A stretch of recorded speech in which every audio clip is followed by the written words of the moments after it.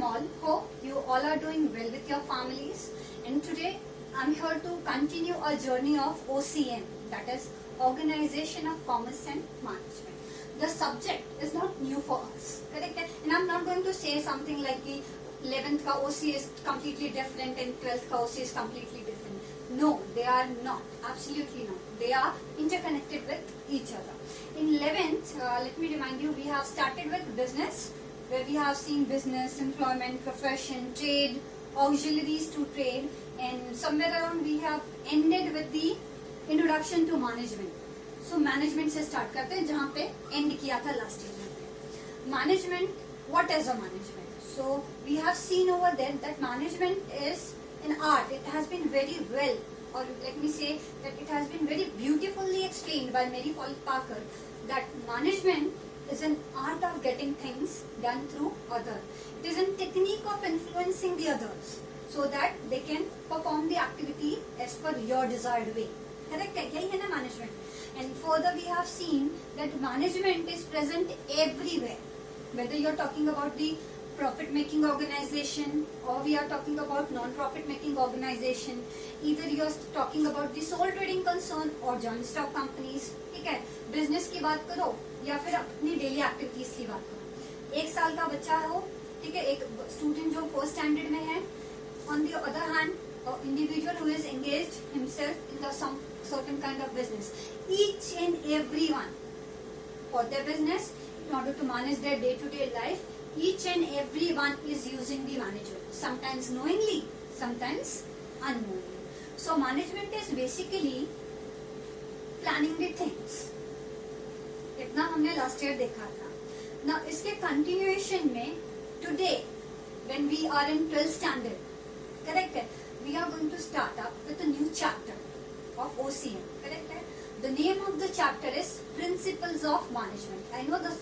Now the things are going to be little boring for you guys because we are going to continue with the theory subject. ठीक है. And as we all know, जैसे आप इस situation के लिए ready नहीं थे, I am also not. Correct है. जैसे एक स्टूडेंट स्कूल कॉलेजेस में या स्कूल में पढ़ाई करने के बाद घर आके आप अपने बुक्स को टच नहीं करते, same ways it goes with me also. मैं भी कॉलेज में आपको पढ़ाने के बाद यहाँ आके बुक्स नहीं टच करती. So as you can see I don't have the board marker और the images with me. So today here सिर्फ आप मुझे सुनेंगे और I am going to blah blah blah blah blah बहुत सारी चीजें बोलूंगी. So be ready with a note and a pencil और a pen in your hand. Keep noting the important points. उनको नोट करते चलो. करेक्ट है. वीडियो को पॉज करो, पॉइंट्स को नोट डाउन करो, फिर आगे बढ़ो. Because there are many of the points which I'm going to explain you, which are not there in your textbook, but yet they are going to make your understanding very simple. अगर आप इन points को note करके इनको understand करके further text book के content को go through करोगे तो आपके लिए चीजों को समझना बहुत ज्यादा आसान हो जाएगा. करेक्ट है. So be ready with a pencil, pen and a book in your hand. Correct है. And then start the lecture. Today we are going to start with a new chapter called principle of management, the first chapter of our 12th standard syllabus. Now we are aware with the term management. We are aware with the term management. Last year पढ़ा था, अभी थोड़ा सा short review भी दिया है आपको management का, that it is present everywhere. Many management is universal. Everyone is using the management. Correct? Management is something called जहाँ पे आप planning करते हो, planning को implement करते हो, दूसरों को influence करते हो, so that वो आपके planning को effectively और efficiently क्या कर सके, implement कर सके आपके goals को achieve करने के लिए. Correct? That is the management. But what is principles? Principles क्या है? कि हमारी आदत रही है हम लॉन्ग वर्ड्स को क्या करते हैं, आइसोलेशन में स्टडी करते हैं, फिर मर्ज करते हैं, then we try to understand the meaning of the whole complete phrase. तो what is management? Generally management, when we talk about principle, what is principle? When we talk about principle, principle is a broad and general guidelines. Principles is nothing but broad and general guidelines. Correct है. Which helps the manager in decision making. Which helps the manager in decision making. So principle is broad and general guidelines for decision making and for behavior of the manager in an organization. How you are going to take the decision? Correct? How you are going to take the decision and how you are going to behave into the organization where you are going to face the n number of situation. n number of situation, and all situations are going to be different from one another. Number of time बहुत सारे hurdles या हमारे success के रास्ते में बहुत सारी ऐसी चीजें आती है जिसकी हमने प्लानिंग नहीं की होती. So as a manager how you are going to face that particular problems. Correct है. प्रिंसिपल्स आपके उन प्रॉब्लम्स को फेस आउट करते टाइम आपके लिए क्या करते हैं, broad and general guideline set करते हैं. So management is an art of getting things done through others, and principles they are broad and general guidelines for decision making and behavior of the manager. So with the help of principles of management, now principles of management में क्या ऐसा है जो एक पूरा chapter आ गया. Why you are studying principles of management? So let me tell you, these principles, if you understand these principles, ठीक है, ये आपके प्रॉब्लम्स को 100% सॉल्व नहीं करेंगे, करेक्ट, नंबर ऑफ टाइम्स नहीं करेंगे, बट सोल्यूशन ढूंढने में आपकी मदद टू अ लार्ज एक्सटेंट ये क्या करेंगे, ये आपको हेल्प आउट करेंगे. They are going to provide you the base to start your work. एक बार आपको स्टार्टिंग मिल गई, मंजिल आप क्या करोगे, खुद ढूंढ लोगे. करेक्ट है. सो कहीं हार्ड एंड फास्ट रूल नहीं मिलेगा आपको. गूगल कर लो आप, ठीक है, आप नंबर ऑफ, बहुत सारे राइटर्स ने बुक लिखी है, नंबर ऑफ बुक्स को सर्च कर लो. No way you are going to find any kind of hard and fast rule. If you are pertaining to an organization, in principles को follow करना compulsory है, ऐसा कहीं नहीं लिखा. But still, we believe that if these principles are going to be used and implemented at the time of solving the problem or at the time of when you are indulging into the business activities, these are for sure going to make your job easier. Correct है. इसलिए हर organization क्या करती है, इन principles को follow करती है. Now when we talk about principles of management, here you are going to deal with the humans. हम किनके साथ डील करने वाले हैं, we are going to deal with the humans. So when you are dealing with the humans, we can't afford to be rigid. Correct? So principles of management at any cost, they can't afford to be rigid because they are dealing with the human behavior. एक individual का behaviour दो या same situations में दो individuals का behaviour कभी भी same नहीं होगा. हर इंडिविजुअल से आपको अलग अलग तरीके से डील करना पड़ता है. करेक्ट है. एज अ पेरेंट, जब आपके पेरेंट्स आपसे डील करते हैं, they have a different way to talk with you and with your siblings. Correct है. क्योंकि आप सबका अंडरस्टैंडिंग क्या होता है, डिफरेंट होता है. Each and every individual is unique in themselves. So here, with the principles of management, you are going to deal with the human behavior. So these principles can't afford to be rigid. They are completely flexible. They are not like your scientific principle. 2 multiply by 2 मेरे लिए 4 हुआ और 2 multiply by 2 आपके लिए 8 हुआ. No. Scientific principles में क्या होता है, 2 multiply by 2 is for everyone in the whole planet. Correct है. पूरे यूनिवर्स में 2 multiply by 2 सबके लिए 4 ही होगा. तो साइंटिफिक प्रिंसिपल्स आर समथिंग जो आपको रिजिड रिजल्ट्स देते हैं हर बार, चाहे कोई भी रास्ता ले लो. ठीक है. एंड रिजल्ट क्या होगा, सेम होगा. But the things are not same with the principles of management. Here you are not dealing with the plus, minus, division and multiplication. You are not dealing with the numbers. You are dealing with the human behaviors. Correct है. तो result हर circumstance, हर scenario में क्या होगा, different होगा depending upon the individuals. Correct है. तो यहाँ पे रिजल्ट्स क्या होते हैं, डिफरेंट होते हैं. इसलिए ये प्रिंसिपल रिजिड नहीं होते हैं. They are flexible. ये प्रिंसिपल्स क्या होते हैं, फ्लेक्सिबल होते हैं. They have to be applied. When we talk about human behavior, हर ह्यूमन का बिहेवियर अलग अलग होता है. So these principles have to be applied very creatively in order to get the effective results out of it. जब तक आप as a manager इसमें अपनी क्रिएटिविटी एड ऑन नहीं करोगे, ये आपको बेस्ट पॉसिबल रिजल्ट्स नहीं देगा. So these principles have to be applied creatively as the situation demands. These principles have to be applied creatively as the situation demands. These are the key points. I will request you to note it down. Correct है? Because I don't have the board. अगर होता तो मैं उस पर लिख देती. Correct है? So these principles have to be applied creatively as the situation demands. As and when the situation demands, आपको इन principles में modification करने होते हैं, number of changes करने होते हैं. ठीक है? मोल्ड करना होता है इन principles को, और creatively आपको इनको क्या करना पड़ता है, इम्प्लीमेंट करना होता है. तभी आपको बेस्ट एंड पॉसिबल, बेस्ट और इफेक्टिव रिजल्ट्स क्या मिलेंगे. करेक्ट है. Now this principles in an organisation helps you to set the strategic goals, ऐसे गोल्स जो ह्यूमनली अचीव करना पॉसिबल है, ऐसे गोल्स जिनको ह्यूमनली अचीव करना पॉसिबल होता है. तो it helps to set strategic goals. It helps to set strategic goals in accordance with the vision and mission of the organization. It helps to set the strategic goal in accordance with the vision. Long term goals and objective क्या हैं आपके, correct है, उसके accordingly आप strategic planning करते हो in accordance with the vision and mission of the organization. And it also helps to make on how the overall organization will going to operate. जब हम organization की बात करते हैं तो number of departments होते हैं in an organization. So it becomes very important for you to maintain the harmony, balance, to maintain the coordination between all the departments. अगर internal conflicts हैं किसी भी department में या between any of the departments, correct है, then you are not going to achieve your, तब उस particular situation में आप अपने goal को इजीली तो अचीव नहीं कर पाओगे, करेक्ट है. स्मूथ फंक्शनिंग ऑर्गेनाइजेशन की क्या होगी, अफेक्ट होगी. So this principle also helps to make the decision on how the overall organisation will operate. Overall organisation कैसे ऑपरेट करेगी, by maintaining the harmony among the various department present in to the organisation. इसमें भी क्या करते हैं ये principle to the largest extent आपकी help करते हैं. Now this principles, when you are going to understand this particular principle, आपको ये समझ आएगा कि before its implementation ये आपको बता देता है कि इसका रिजल्ट क्या होने वाला है. आपको पता है you have been passed and promoted to 12th standard, so we can assume that somewhere in between March to May next year, correct, the year 2021 आपकी क्या होंगी, बोर्ड एग्जाम्स होंगी.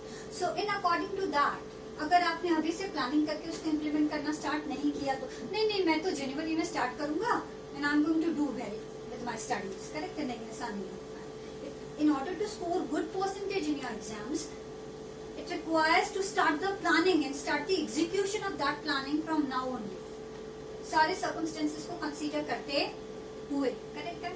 सो अगर आपने स्टार्टिंग से ही अपने एकेडमिक ईयर के स्टार्टिंग से ही अगर if you have started studied, तो आफ्टर द एग्जाम्स आपको पता होगा कि आपके रिजल्ट्स क्या आने वाले हैं, करेक्ट है. ऑन दी अदर हैंड दो स्टूडेंट्स जिन्होंने पढ़ाई नहीं की उनको भी पता है उनके रिजल्ट्स क्या आने वाले हैं.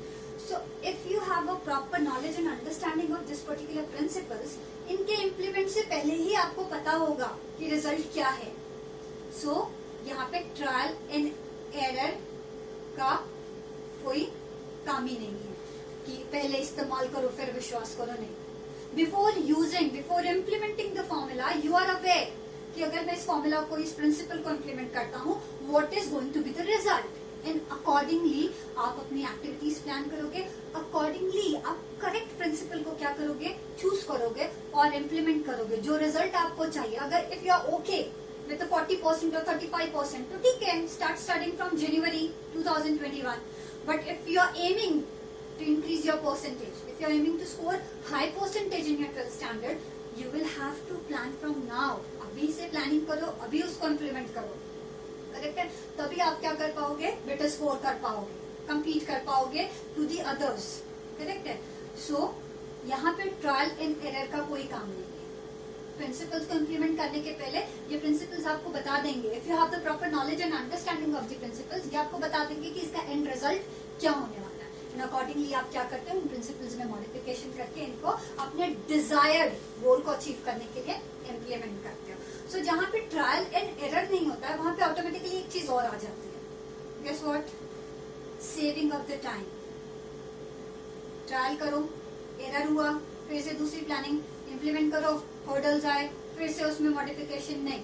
It saves your time, it reduces the time. Time is the most valuable thing in the business organization, because if you fails to distribute or to send the goods to at the doorstep of the consumers, हमने पहले भी बताया था, आपके consumers switch कर जाएंगे to other manufacturer, correct है, आपके clients switch कर जाएंगे to other manufacturers because there is a lot of cutthroat competition into the market. So in order to be there into the market, in order to survive into the market, and in order to beat the cutthroat competition into the market, correct है, आपको क्या करना होगा, on time, before time अपनी activities को क्या करना होगा, इम्प्लीमेंट करके सक्सेसफुल रिजल्ट्स लाना होगा.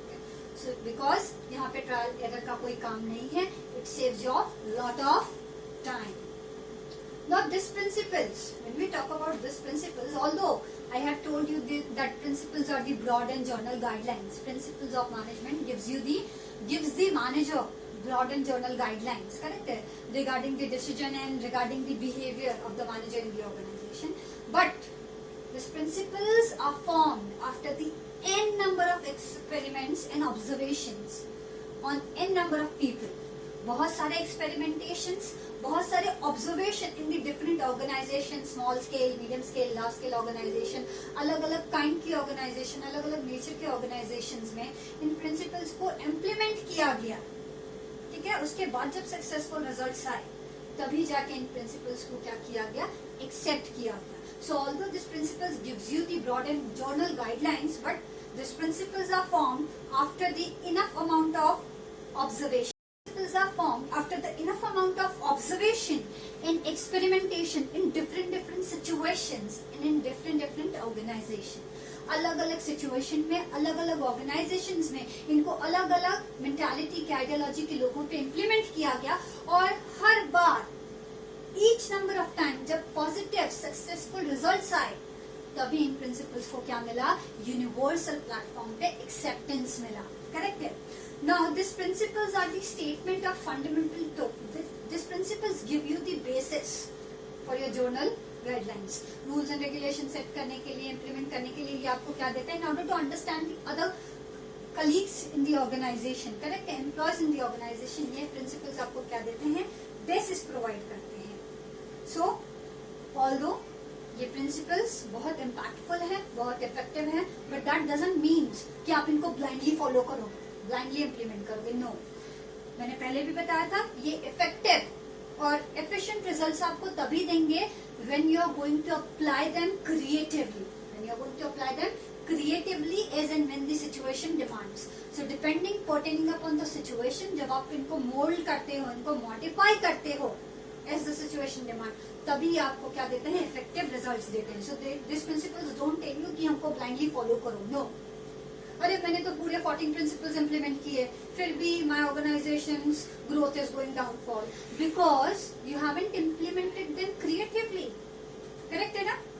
So this principles never tells you to implement them blindly. इसीलिए वो रिजिड नहीं है, फ्लेक्सिबल है. करेक्ट है. आप उनको अपने हिसाब से, अपने सिचुएशन के हिसाब से जिसमें आप डील कर रहे हो, इनमें चेंजेस कर सकते हो. This principles helps you to understand the result of the decision taken by the manager. मैंने पहले ही बताया था, जो भी डिसीजन आप लोगे उसका रिजल्ट आपको पता है. ठीक है. मैंने आज से पढ़ाई करना स्टार्ट कर दिया. अगर मैं आज से, हाँ, पढ़ाई करना मतलब बुक लेके 4 घंटे पढ़ना नहीं. अगर आप सिंसियरली स्टडी स्टार्ट करते हो तो आपको रिजल्ट पता है. By the end of the academic year, the time of exams, आप दूसरों से पहले रेडी होगे. योर कॉन्फिडेंस लेवल दूसरों से ज्यादा होगा and you are going to score good percentage in your exams. Correct है. सो डिसीजन को इम्प्लीमेंट करने के पहले आपको पता है रिजल्ट क्या आने वाला है. तो ये प्रिंसिपल्स भी सेम चीज करते हैं. मैनेजर को डिसीजन इम्प्लीमेंट करने के पहले ही बता देते हैं कि भैया अगर आप ये वाला प्रिंसिपल इम्प्लीमेंट कर रहे हो तो मैं तुमको ये रिजल्ट दूंगा, जिससे तुमको ये रिजल्ट मिलेगा. करेक्ट है.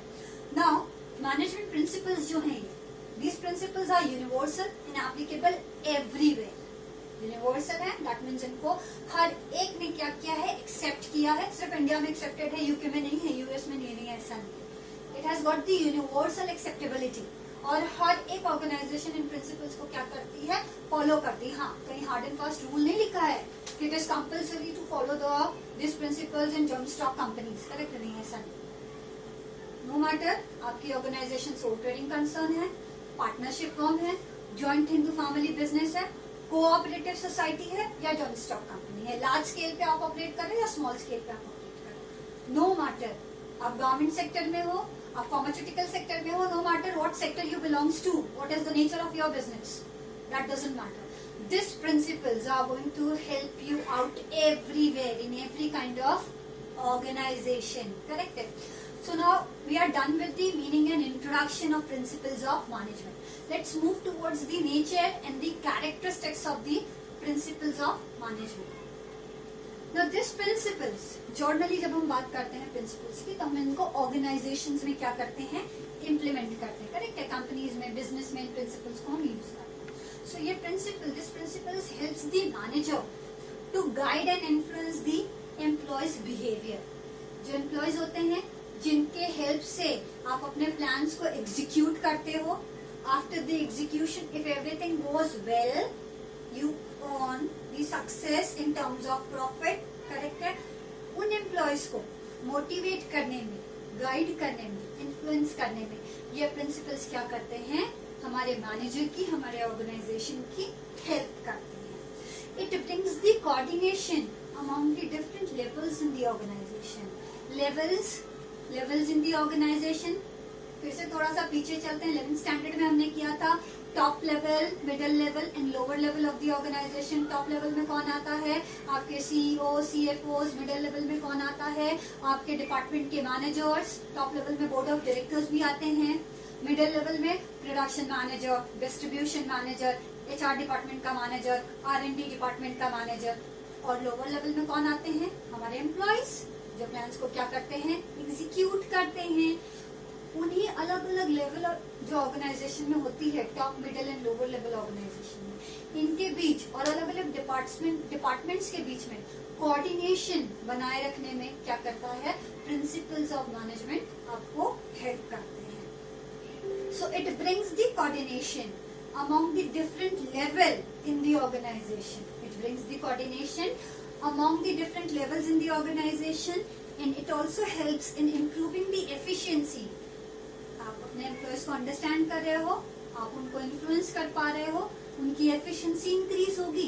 And when efficiency increase, overall efficiency organisation की इंक्रीज होती है, तो क्या होता है, बताने की जरूरत है, डायरेक्टली ऑर्गेनाइजेशन का प्रॉफिट इंक्रीज होता है. So increased efficiency leading towards the increment in your profit, leading towards the increase in your profit, correct hai. So this principle plays a very important role in the success of every kind of organization.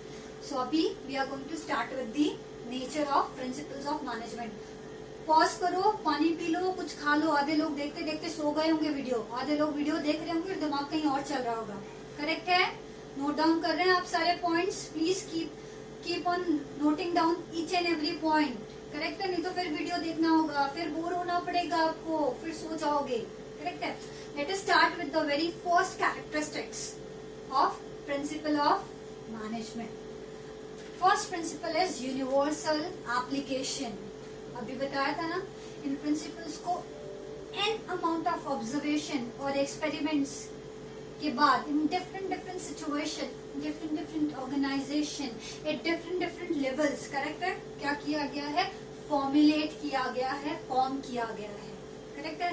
बहुत सारे experiment किए गए, observation किए गए अलग अलग ideology के लोगों पे, अलग अलग लेवल ऑफ ऑर्गेनाइजेशन में, अलग अलग नेचर ऑफ ऑर्गेनाइजेशन में, और तब जाके हमने ओशन ऑफ प्रिंसिपल्स में से ये 14 प्रिंसिपल्स निकाले जो सबसे ज्यादा इफेक्टिव हैं, जो सबसे ज्यादा एफिशिएंट हैं. अगर आप इनको creatively, every time I am giving the stress on this word, if you are implementing this principles creatively as and when the situation demands, correct है.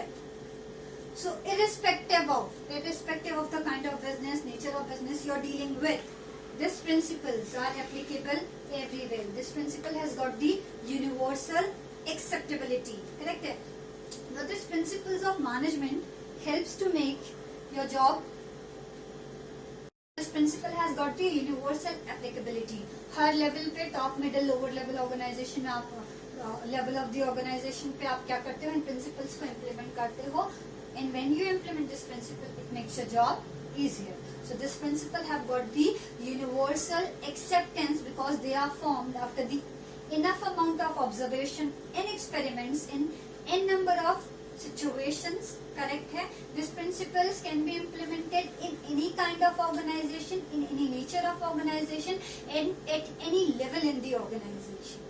And when you implement these principles, they makes your job more easier, correct है. Now let's see the second nature and the characteristics of principle of management, which is the journal guidelines. This principle gives you or sets the journal guidelines. When the principles of management gives the journal guidelines for tackling of the different situations. अलग अलग situation से कैसे deal करना है, correct है. इसमें ये क्या करते हैं, आपको हेल्प प्रोवाइड करते हैं. And along with this number of times में ये आपकी प्रॉब्लम्स का आपको इफेक्टिव सोल्यूशन देने में भी क्या करते हैं, हेल्पफुल होते हैं. सो this principles of management gives you the journal guidelines for tackling of the different situations arising in the organization in front of the manager when he is dealing with the employees, correct, when he is executing the plans and policies, correct, and also helps you, that means the manager, for solving the problems which comes in the way of smooth functioning of the organization. जैसे कि कौन से principles को कहाँ apply करना है, correct है. ये कब पता चलेगा, जब आप इन प्रिंसिपल्स को इन डिटेल स्टडी करोगे. सो this principles gives you the guidelines और द अंडरस्टैंडिंग कि कौन से सिचुएशन में कौन सा प्रिंसिपल सबसे ज्यादा इफेक्टिव होगा या सबसे ज्यादा यूजफुल होगा. जैसे जब आपके पेरेंट्स गुस्सा हो जाते हैं, पेरेंट्स आर एंग्री, आप जर्नल बिहेव करते हो जैसे रोज करते हो, नहीं ना. हमारा बिहेवियर क्या होता है, थोड़ा सा चेंज हो जाता है, हम थोड़े से शांत हो जाते हैं, मस्तियां थोड़ी सी कम कर देते हैं. या जब पेरेंट्स से कोई बात मनवानी होती है तो हमसे ज्यादा आपसे ज्यादा ओबीडियंट स्टूडेंट कोई होगा ही नहीं, बच्चा कोई होगा ही नहीं. हर बात माननी है पेरेंट्स की. टाइम पे पढ़ाई करने बैठना है, टाइम पे पढ़ाई खत्म करनी है, टाइम पे खाना खाना है, टाइम पे सोना है, फोन भी कम यूज करना है. क्यों? क्योंकि आपको पेरेंट्स से अपनी बात मनवानी है. So depending upon the situation आपका बिहेवियर चेंज हो जाता है ना. इन the same way her situation के लिए को समझने के बाद उस पर कौन सा प्रिंसिपल इम्प्लीमेंट करना है. हर सिचुएशन पे अलग अलग प्रिंसिपल्स क्या होते हैं, इफेक्टिव होते हैं. हर सिचुएशन में एक ही प्रिंसिपल इम्प्लीमेंट करोगे तो कहाँ से इफेक्टिव रिजल्ट होगा, करेक्ट है. So once you have got the complete knowledge and understanding of this principle, ये प्रिंसिपल्स आपको गाइडलाइंस देते हैं, करेक्ट है, कि कौन सा प्रिंसिपल कौन से सिचुएशन में कितना ज्यादा इफेक्टिव होगा, कितना ज्यादा हेल्पफुल होगा. So this principle gives the और sets the journal guidelines for the manager in tackling the different situation in number of times and giving the effective solutions of the problem which the manager or the organization faces at the time of smooth functioning of the organization. Done? Let's see this next point, that is the third point, which is these principles are formed by practice and experiments. तो इसे explain करने की जरूरत नहीं, हम कब से सुन रहे हैं, जब से लेक्चर स्टार्ट हुआ तब से सुन रहे हैं. These principles are formed after the enough amount of observation and experiment on n number of situation among the different kind of organization and at every level in the organization. Correct है? तो ये principles क्या देते हैं? These principles are formed after the practice and experiment के बाद ही इनको क्या मिला है? Universal acceptance मिला है, इनको accept किया गया है. Then comes the flexibility. जब लेक्चर स्टार्ट किया था तभी मैंने आपको बताया था कि this principle unlike your scientific principle, they are not rigid, they are flexible, they can't afford to be rigid. क्यों? Because they are dealing with us human behaviour. आज आम का अचार खाया, कल नहीं खाना है भाई, जबरदस्ती है क्या? आज कॉफी पिए, कल चाय पीनी है, परसों मुझे सॉफ्ट ड्रिंक चाहिए, मुझे हॉट बेवरेजेस चाहिए ही नहीं. हमारी डिमांड्स क्या होती है, हमारे प्रेफरेंसेस क्या होते हैं, चेंज होते रहते हैं. हमारा मूड क्या होता है, स्विंग होते रहता है. हम कभी भी स्टैटिक नहीं होते हैं, किसी एक चीज पे टिकते नहीं है. So you are going to deal in an organisation, आप ऐसे ही लोगों से डील करोगे, ह्यूमन बिहेवियर के साथ डील करने वाले हो, करेक्ट है, जो हर बार अलग तरीके से रिएक्ट करेंगे. Sometimes employees take the burden with an ease, sometimes they frustrate हो जाते हैं, इरिटेट होने लगते हैं. वो सिचुएशन में वो अपना 100% नहीं देंगे, तो वहां पे उनको मोटिवेशन की जरूरत होती है, गाइडेंस की जरूरत होती है, ना कि अथॉरिटेटिव होने की जरूरत होती है, करेक्ट है. अगर आप अथॉरिटेटिव होगे, you are going to lose out the things. Although employees आपकी इंस्ट्रक्शंस को फॉलो करेंगे, बट इतना इफेक्टिव और एफिशिएंट रिजल्ट नहीं आएगा, बिकॉज वी आर इंडियंस ना, दिल से काम करते हैं. तो जब आपका एम्प्लॉय दिल से काम करेगा, 100% डेडिकेटेड और लॉयल होकर ऑर्गेनाइजेशन के लिए काम करेगा, then only you are going to achieve the success. वो सक्सेस अचीव करने के लिए, उस तरीके से सक्सेस अचीव करने के लिए, इंस्टेड ऑफ बीइंग अथॉरिटेटिव, आपको क्या होना पड़ेगा, आपको उनका गाइड बनना पड़ेगा, ना कि इंस्ट्रक्टर. आप उनको गाइड करोगे. Sometimes you will have to understand them by going at their level, उनके लेवल पे जाके उनसे बात करके उनको समझना पड़ेगा. सो यहाँ पे आप रिजिड नहीं हो सकते. You have to be flexible depending upon the situation. So this principles are not at all rigid, they are flexible. As and when situation demand आप इनको मॉडिफाई कर सकते हो, आप इनमें चेंजेस कर सकते हो. जॉन स्टॉक कंपनी के रूल्स एंड रेगुलेशन नहीं है कि एक चेंज करना है तो रजिस्ट्रार ऑफिस से परमिशन लेनी पड़ेगी, सेबी को बताना पड़ेगा, ठीक है, मीटिंग कॉन्डक्ट करनी पड़ेगी, सबका परमिशन, शेयर होल्डर्स का परमिशन चाहिए, मेजॉरिटी वोट्स चाहिए. नहीं है, ऐसा नहीं है भाई मेरे, कहीं नहीं लिखा है ऐसा. ठीक है, they are the general guidelines, सबके लिए है और हर कोई उसको अपने हिसाब से चेंज कर सकता है. करेक्ट है. So this principles are not rigid, they are flexible. As and when situation demand आप इनको क्या कर सकते हो, चेंज कर सकते हो. They are behavioural in nature, but obviously ना वो ह्यूमन बींग्स के साथ डील कर रहे हैं. They are dealing with the behaviour. Correct. So they are behavioural in nature. जब हम मैनेजमेंट की बात करते हैं, प्रिंसिपल्स ऑफ मैनेजमेंट की बात करते हैं, तो ये ग्रुप एक्टिविटी होती है. They can't be implemented in isolation. आप आइसोलेशन में इनको इम्प्लीमेंट नहीं कर सकते. यहाँ पे आप एक ग्रुप लेके चलते हो. When we talk about the family, जब हम फैमिली की बात करते हैं तो आप अकेले फैमिली नहीं हो. You, your siblings, your parents, your uncles, your aunts, your grand parents, सब मिलके एक फैमिली बनती है. करेक्ट है. इट इज अ ग्रुप जिसको हम फैमिली बोलते हैं. मैं अकेले फैमिली नहीं हूँ. आप अकेले फैमिली नहीं है. फैमिली आप सबको मिला के बनती है. द सेम वे जब आप ऑर्गेनाइजेशन की बात करते हो तो सक्सेस अचीव करने के लिए आपको अपने एम्प्लॉयज, करेक्ट है. अब इस ग्रुप में कौन होगा, जब बिजनेस की बात करें तो आपके एम्प्लॉयज होंगे, आपके क्रेडिटर्स होंगे, आपके इन्वेस्टर्स होंगे, जर्नल पब्लिक होगी. करेक्ट है. वो जो आपकी कस्टमर नहीं है, बट अगर आप इफेक्टिवली अपनी पॉलिसीज को इम्प्लीमेंट करते हो तो फ्यूचर में they can be turned as your customer. Correct है. आपके कॉम्पिटिटर्स हैं, सोसाइटी एट लार्ज है, गवर्नमेंट है. So you are going to deal with a group of human beings. You are going to deal with the n number of behaviours of the human beings. Correct है. So जब हम principles of management की बात करते हैं तो it is a group activity. आप group के साथ डील कर रहे हैं. You should be You should be capable enough to handle the group. Correct है. उस ग्रुप को आप कैसे इन्फ्लुएंस करोगे सो दैट आप अपने सेट गोल को क्या कर सको, ऑन टाइम पे अचीव कर सको. सो ये प्रिंसिपल्स जो हैं, जब आप इनको इफेक्टिवली, क्रिएटिवली इम्प्लीमेंट करोगे तो ये प्रिंसिपल्स आपको ह्यूमन बिहेवियर को इन्फ्लुएंस करने में क्या करेंगे, हेल्प प्रोवाइड करेंगे. So management, principles of management is a group activity. ठीक है. It helps to achieve the goal through influencing the behavior of a group of individuals. It controls the group of person and direct them to achieve the objective. अगर आप इनको effectively, creatively implement करते हो तो with in ease आप अपने employees के ideologies को, मेंटालिटी को क्या कर पाओगे, इन्फ्लुएंस कर पाओगे. और जब आप उनको पॉजिटिव वे में इन्फ्लुएंस करोगे, when your employees are going to listen to you not by their mind but by their heart, they are going to follow you by their heart. By listening to you, definitely you are going to achieve your objective before time in the most effective and efficient manner, which will lead towards the increment in the profit of the organization. Correct है. So management, principles of management is behavioral in nature. Group activity होती है. With the help of this principle, आप लोगों को easily क्या कर पाओगे, लोगों को मतलब आप अपने employees को easily influence कर पाओगे. Correct है. Now next is the cause and effect relationship.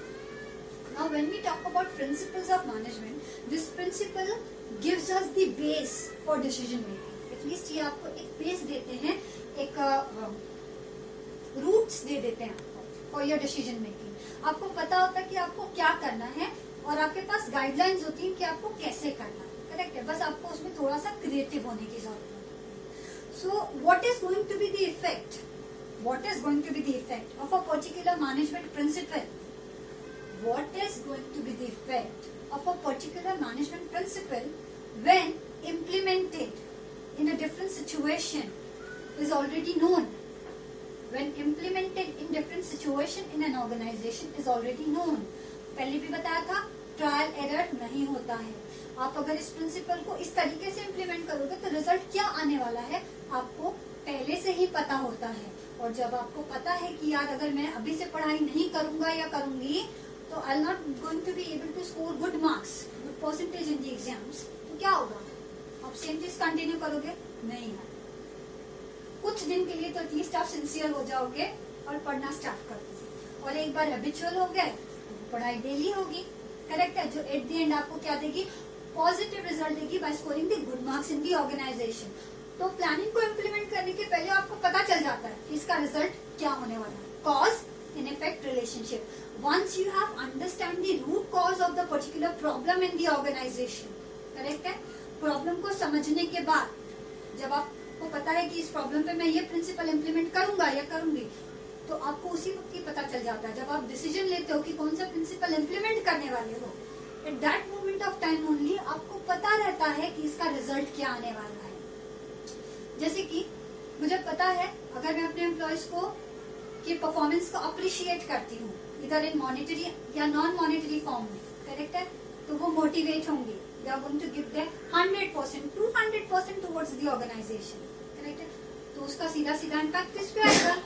हमारे प्रॉफिट पे आएगा, प्रॉफिट बढ़ जाएगा। तो मुझे पता है कि अगर प्रॉफिट इंक्रीज करना है तो सबसे पहले within the organisation I need to be do the major changes. जो एम्प्लॉय अच्छा काम कर रहा है उसको क्या करो? अप्रिशिएट करो उसके काम को। दो एम्प्लॉयज हैं, एक एम्प्लॉय अभी 6 महीने पहले आया, एक एम्प्लॉय 10 साल से काम कर रहा है, करेक्ट है। जो 10 साल से काम कर रहा है उसको आप 6 मंथ वाले के साथ तो कंपेयर नहीं कर सकते ना। 6 महीने में उस एम्प्लॉय ने बहुत क्या किया है? इंक्रीमेंट दिया है, बहुत dedicatedly that particular employee has work towards the organisation, तो उसको अप्रिशिएट करना बनता है ना। अब आप बोलोगे वो देखो वो 10 साल से काम कर रहा है, वो ऐसे काम कर रहा है, तुमने तो कुछ नहीं किया ऑर्गेनाइजेशन के लिए, नॉट फेयर यार, वो बेचारा अभी 6 महीने पहले ही आया। So instead of comparing individuals के परफॉर्मेंस को, उनके पास्ट परफॉर्मेंस को प्रेजेंट परफॉर्मेंस के साथ कंपेयर करने के बाद अगर आप मोटिवेट करते हो, गाइड करते हो, डेफिनेटली आपका ऑर्गेनाइजेशन क्या करेगा? ग्रो करेगा, सक्सेस अचीव करेगा, प्रॉफिट अर्न करेगा, which will going to increase the efficiency of the employees, increase the sales of the organization, correct है। आपको पता है अगर आप ऑन टाइम सैलरी देते हो, as and when demanded, Diwali पे बोनस भी दे रहे हो अपने एम्प्लॉयज को, एम्प्लॉयज क्या होंगे? मोटिवेट होंगे, वो आपके ऑर्गेनाइजेशन को छोड़ के दूसरे ऑर्गेनाइजेशन में स्विच नहीं करेंगे। जैसे आप अपने पेरेंट्स के लिए वैल्यूएबल एसेट्स हो, करेक्ट है, आपके पेरेंट्स के लिए आप क्या हो? उनका इन्वेस्टमेंट हो, your the investment of your parent, जो फ्यूचर में जब सक्सेस अचीव करेगा, जब ग्रोथ अचीव करेगा, तो parents are going to be the most happiest person on the earth, correct है। On the other hand if you going to leave your parents when you have achieved the success, तब भी वो खुश होंगे, तो success का कोई मतलब नहीं होगा, करेक्ट है। इन द सेम वे एम्प्लॉयज जो होते हैं वो ऑर्गेनाइजेशन का असेट होते हैं।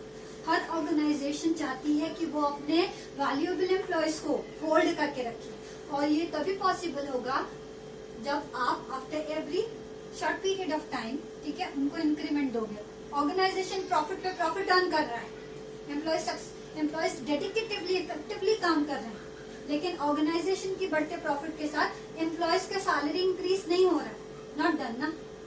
प्रॉफिट क्यों बढ़ रहा है? क्योंकि एम्प्लॉयज डेडिकेटिवली काम कर रहे हैं।